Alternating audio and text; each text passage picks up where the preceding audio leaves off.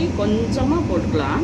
ஒரு 1/4 ஸ்பூனு நெய் போட்டு முந்திரி 10 முந்திரி பருப்பு எடுத்து வச்சுக்கிறேன்.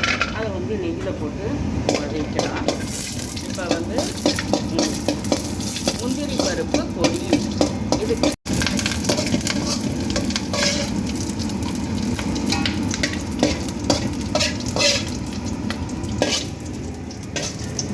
வந்து இந்த முந்திரி பருப்பை வச்சு இதில் கொட்டிட்டு இந்த குடமிளகா, வெங்காயம், முருங்கைக்கீரை 100 கிராம் முருங்கைக்கீரை எடுத்துருக்கிறேன். அதை வந்து நல்லா நெய்யில் பொரித்து எடுத்துக்கணும்.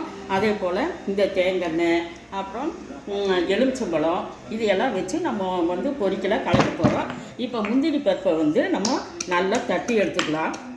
நம்ம போடணும்.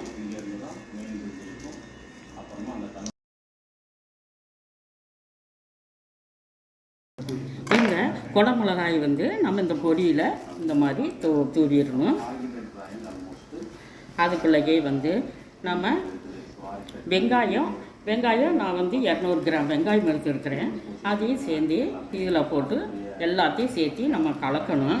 பச்சை வந்து நான் எடுத்து வச்சுருக்கிறேன். அதையும் சேர்த்து படிக்கலாம். ஏன்னா சின்ன குழந்தைங்க வந்து பச்சை மிளகாய் போட்டால் சின்ன குழந்தைங்க சாப்பிட மாட்டாங்க. அதனால் நான் குடமிளகாயை நான் போட்டு அரை எலுமிச்சம்பழம் நான் புழிஞ்சு விட்ருக்குறேன்.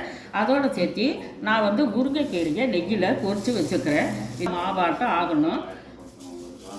சின்ன குழந்தைங்க சாப்பிட்டா அவங்களுக்கு வந்து நல்லா இரும்பு சக்தி நிறையாவே இருக்குது. பெரியவங்க கூட நம்ம வந்து நம்ம வந்து இந்த மாதிரி கலக்கி போட்டுக்கலாம். இது ஃபுல்லாகவே நம்ம கலக்கி எடுக்கணும். நான் தேங்காய் கொஞ்சம் ஒரு 1/4 ஸ்பூன் தேங்காய் ஊற்றிக்கலாம். அதையும் சேர்த்து நல்லா இந்த மாதிரி கலந்து குடமிளகாயும் நம்ம பச்சையாக சாப்பிட்றது ரொம்பவே நல்லது. வெங்காயம் பச்சையாக இருக்குது, அது சாப்பிட்றது நல்லது. முருங்கைக்கீரையை நம்ம பொடிச்சு நெய்யில் வறுத்து பொடிச்சு போடுறது அதுவும் நல்லா இருக்குது.